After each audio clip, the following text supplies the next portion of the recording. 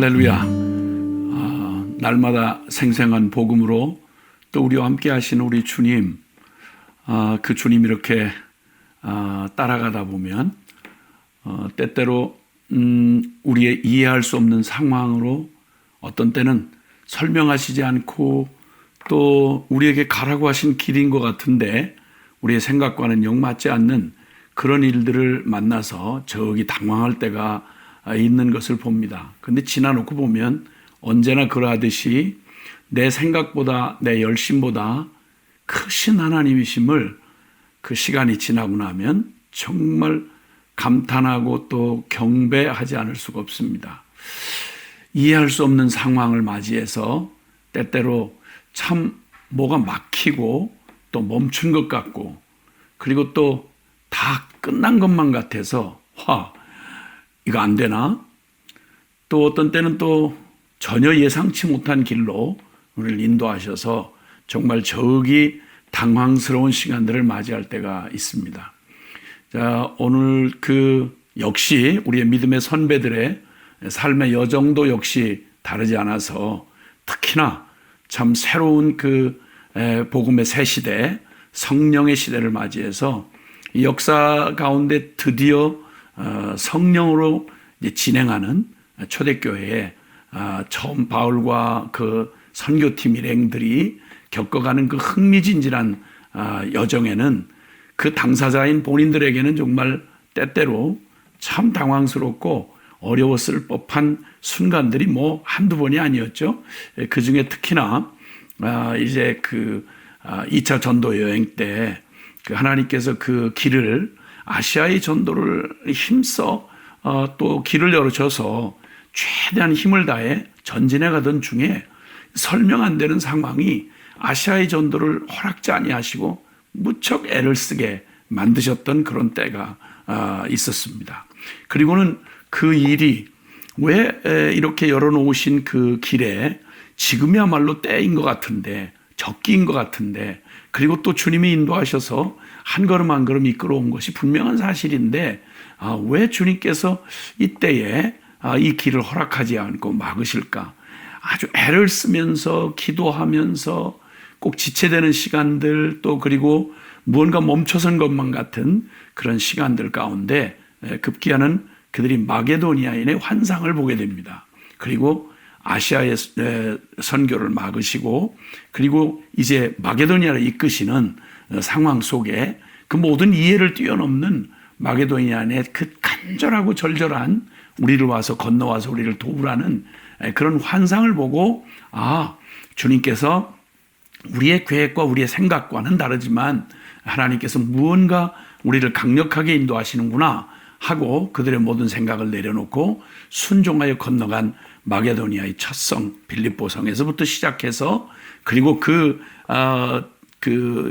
여정에 하나님께서 그 목마른 사람들 그리고 주님께서 예비해 놓았던 무르익은 그 영혼들을 만나게 하시고 주님의 놀라운 유럽 선교의 그러한 그 일들을 이제 경험하게 되었더랬습니다. 자, 그리고 이제 시간이 흘러서 이제는 3차 전도 여행을 다시 하던 중에 2차 그 선교 여행 때 허락되지 않았던 소아시아 전도를 주님께서 허락하여 주시고 이제 견고히 세워졌던 그 교회들을 돌아보면서 드디어 그 관문 도시이자 그리고 상당히 전략적인 그러한 도시였던 에베소라고 하는 이 대도시에 이르게 되었습니다. 첫 번째 우리 그 아시아 전교 여행 때 첫 계획을 막으시던 그 하나님께서 이제 시간이 저 한참 돌아서 이제 아시아의 그 방향을 바꿔서 유럽 선교의 씨를 뿌리게 하시고 다시 아시아의 그 굳건한 교두보가 되는 에베소에 이르게 하셔서 드디어 사역을 펼쳐주시기 시작했습니다. 말하는 대로 그 에베소에 이르러서 얻게 됐던 12사람의 제자들 그리고 곧바로 바울이 회당에 들어가서 석 달 동안 그 유대인들에게 하나님 나라에 관하여 강론하고 권면하면서 그 말씀을 담대하게 하나님 나라를 이게 전했는데요. 여기 역시 또 반대하는 유대인들이 또 강력하게 들고 일어났죠. 그러자 이제 그 중에 제자들을 따로 세워서 그 유명했던 두란노 서원 사역이 일어납니다. 아마 뭐 예상대로 하면 그 두란노 서원이라고 하는 곳, 그곳에서 그 장소를 빌려서 날마다 그 강론하는 사역이 무려 2년 동안이나 진행이 됩니다. 그 사이에 그 사도행전 19장 10절에 보면 2해 동안 이같이 하니 아시아에 사는 자는 유대인이나 헬라이나 다 주의 말씀을 듣더라. 놀라운 일이 벌어진 것입니다. 하나님의 말씀이 그냥 강력하게 전파되기를 시작하는데, 그곳이 여러 교통의 요지이기도 하고요, 관문 도시이기도 했습니다.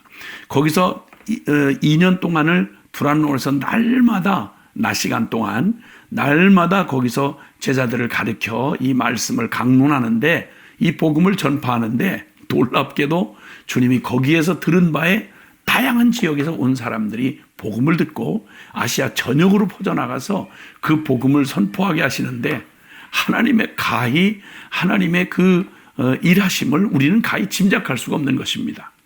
잠시 당혹스러웠고 잠시 우리가 이해할 수 없는 상황, 갑자기 아시아의 사역을 막으시고 그리고 방향을 바꿔서 유럽 선교에 씨를 뿌리게 하시면서, 그리고 이제 늦은 것 같고 멈춘 것만 같았던 그 시간에 다시 돌아와 보니까 하나님의 가장 카이로스, 하나님의 가장 적실했던 하나님의 때에 드디어 문을 열기로 하시니까, 그곳에서 아시아 전체 유대인이나 이방인 모두가 그 아시아 전역이 이 복음을 다 듣게 하시는 놀라운 전략적인 일이 일어났던 것입니다.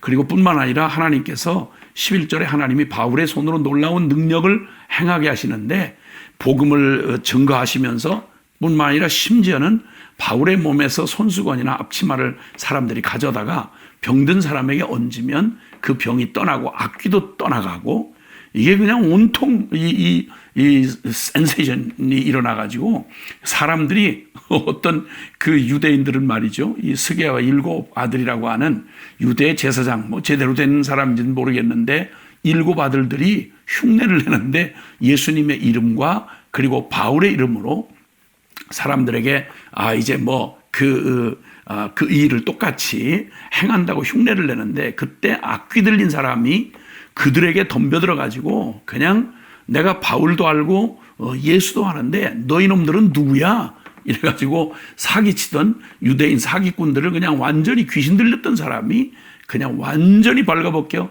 망신을 주고, 그리고 강력한 그러한 능력으로 압제를 하니까 이 일이 소문이 퍼지면서 가지나 종교적이고 이교적이었던 에베소 사람들에게 두려움을 확 갖다 주어서 그냥 그들이 즐겨하던 마술, 그리고 마술책, 이걸 그 시 광장에다 내다 놓고 은 5만이나 되는 마술책들을 다 태워버리고, 그리고 하나님 예수님의 이름을, 하나님과 예수님의 이름을 높이는 이런 일들이 일어나고 나니까 이와 같이 20절에 주의 말씀이 힘이 있어 흥왕하여 세력을 얻더라, 이렇게 말씀을 합니다.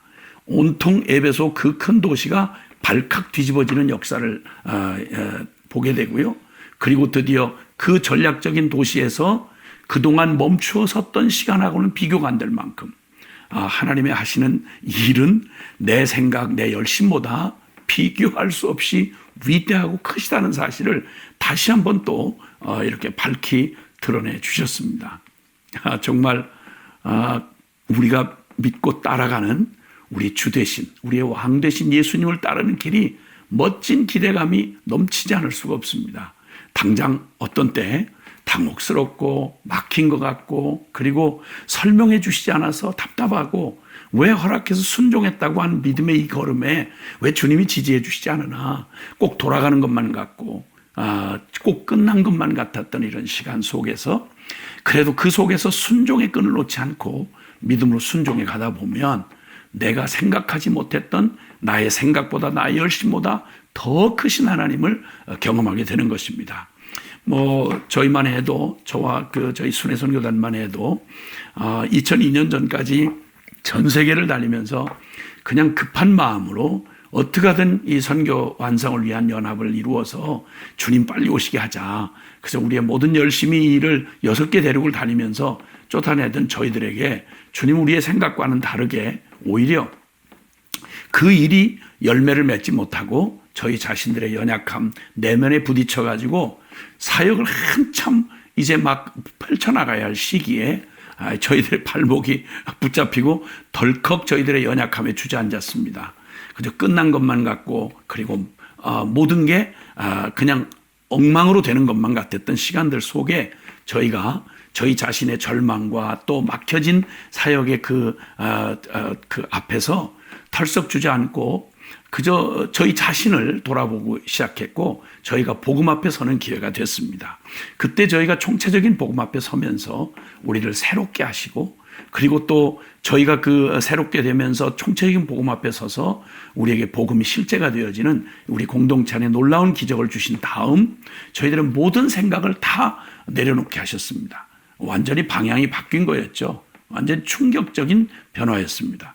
그리고 저희의 관심사는 이제 완전히 저희들의 모든 계획을 다 내려놓고 오직 이 완전한 복음이면 충분하다. 그리고 복음과 오직 주님이 하시는 이걸 보고 싶은 열정이 사로잡혀 복음과 기도라는 이 두 결론을 굳게 붙잡게 되었습니다. 사역의 형태가 완전히 바뀌었죠. 우리의 계획이나 우리의 의지로, 열정으로 전 세계를 찾아다니던 쫓아다니던 우리의 열정과 방식이 스톱된 채로 하나님은 먼저 우리를 복음 안에 견고히 세우시고 정결하게 하신 다음 이제 주님이 하십니다, 주님이 이루십니다, 이 고백을 저에게 진짜 받아내셨습니다. 그리고 이제 다른 어떤 계획이나 우리의 어떤 목표나 그리고 우리의 열정, 이것보다 더 크신 하나님 앞에 우리를 복종하고 순종하는 그 믿음의 자리로 이끄신 다음 복음학교를 통해서 이루신 하나님의 그 놀라운 일들, 참 어떻게 표현할 수 없는, 상상할 수 없는 시간들을 주셨습니다. 수많은 영혼들을 몰려오게 하시고 그 총체적인 복음 앞에 우리 자신들을, 실제가 되지 못했던 우리의 자신들을 복음 앞에 드러내 주시면서 주님께서 놀랍게 온 한국교회와 세계 선교지 안에 하나님의 놀라운 일들을, 저희가 할 수 있는 일은 아무것도 없었습니다. 그저 이 복음에 감격하고 순종하며 그리고 기도할 뿐이었습니다. 이 복음과 기도가 그 이후에 하나님의 그 놀라운 계획 안에서 이루어가 주시고 주님이 이루신 일은 어떻게 다 가히 설명할 수 없는, 우리의 생각을 뛰어넘는 하나님의 역사였습니다. 행복하고 감격한 시간들이었습니다. 그 이후로도 주님은 저에게 꼭 이 패턴, 하나님께서 때때로 우리의 생각, 순종하고 간다고 하는 우리의 생각을 멈추게 하시고, 그리고 때때로 이해할 수 없는 길이 막힌 것 같고 멈춘 것 같고 그리고 끝난 것 같은 이런 상황들을 맞이할 때 저희는 당황하지 않았습니다. 경험이 있거든요. 내 생각, 내 열심보다 크신 하나님이 이제 우리의 작은 순종을 받으시고 이제 됐어, 내가 하는 일을 봐, 너희는 잠잠히 서서 하나님이 행하시는 크신 구원을 보라 라고 말씀하셨던 주님의 그 말씀을 그냥 액면 그대로 믿고 주님을 기뻐하며 기다릴 줄 아는 이것 하나 주님이 받아내시고 하나님이 그 후에 놀라운 일들을 펼쳐나가게 하셨습니다. 2002년에 저희를 총체적인 완전한 복음 앞에 세우시고, 그리고 온전한 믿음으로 2003년 오직 이 복음은 기도로 이루어지는 일을 기도 2365 운동을 통해서 펼쳐나가게 하시고, 그리고 함께 이 복음과 기도의 동맹군들이 되신 복리도 동맹군들과 함께 이제 모든 다시복음 앞에 우리 주님 앞으로 이 복음과 기도로 돌아가면 하나님이 행하시는 우리 기적을 보게 될 것이라고 일찍부터 외치게 하시고 다시복음 앞에 운동을 펼쳐가게 하시면서 곳곳에서 주님의 놀라운 일들을 보게 하셨습니다. 저기 당황스러운 지금 코로나 사태의 시간이 벌써 1년을 지나 2년에 들어서는데 당황하지 않습니다. 왜냐하면 일찍이 경험하게 하셨고 하나님의 크시고 위대한 일을 우리가 개인과 또 우리 교회와 우리 공동체와 온 국가와 열방 안에서 행하시는 주님의 일을 알기 때문입니다. 다만 이때 우리가 필요한 건 우리의 그 급한 손길을 내려놓고 우리의 조급한 우리의 삶을 다시 한번 돌아보면서 주님의 복음의 빛 앞에 비추어서 오직 주님만이 준 높임을 받으시도록 복음을 영화롭게 하고 기도의 능선을 구축하고 그리고 절대적인 순종으로 주님 하실 일과 주님이 이루실 일을 믿는 믿음으로 그분의 순종을 정말 더 정결하게 순결하게 우리의 태도를 갖추기만 하면 늦은 것 같고 돌아간 것 같고 멈춘 것 같아도 아니요. 오늘 에베소에서 일어나는 일처럼 하나님의 놀라운 기적을 우리가 보게 되는 것입니다. 내 생각, 내 열심보다 크신 하나님, 사랑하는 우리 형제 자매님들, 지금 우리 모두는 쉽지 않은 시간들을 가고 있고요. 또 각자 모두 얼굴이 다른 것만큼이나 형편과 처지가 달라서 처하신 상황과 영적인 형편들 그리고 우리의 모든 일들이 다 다를 거라고 생각해요. 그러나 하나님은 동일하시거든요. 주님은 또 여전히 2000년 전이나 지금이나 또 어떤 형편에 처해 있든지 상관없이요. 주님이 신실하세요. 그리고 우리의 생각보다 열심보다 크시지요. 낙심하지 마세요. 그게 무슨 말이에요? 낙심이라니요. 또 절망하지 마시고 포기하지 마세요. 그게 무슨 말씀이에요? 영원하신 주님 앞에 그런 말은 어울리지 않아요. 오직 믿을 뿐이에요. 더 기뻐할 뿐이고요. 그래서 우리 소망 중에 즐거워하면서 주님이 우리 안에 내 개인을 하나님 앞에서 더 완전한 축복으로 이끄실 뿐만 아니라 나를 통해 이루고자 하시는 하나님의 일도 지금 실패처럼 막힌 것처럼 돌아가는 것처럼 보이지만 아니요. 주님의 시간에 우리의 눈엔 보이지 않지만 주님의 크신 역사는요. 천천히 돌아가는 맷돌같이 보일지라도 그것이 한 번 일을 이뤄낼 때는 우리가 100년, 1000년 이룬 것보다 주님의 단 한 번에 이루신 일이 더 크시다는 걸 우리가 기억하면서 오늘 기쁨으로 이 모든 상황을 어차피 우리는 승리할 거거든요. 근데 거기에 주님 앞에 부끄러운 사진 찍히지 말고 믿음으로 멋진 승리로 바로 이 에베소의 승리를 우리가 또 한번 기억하면서 우리의 믿음의 허리띠를 굳게 매고 그리고 주님 앞에 굳건히 서서 장부처럼 서서 우리 주님을 기뻐하면서 오늘로 순종의 걸음을 걷는 거예요. 주님 우리와 함께 하십니다. 할렐루야.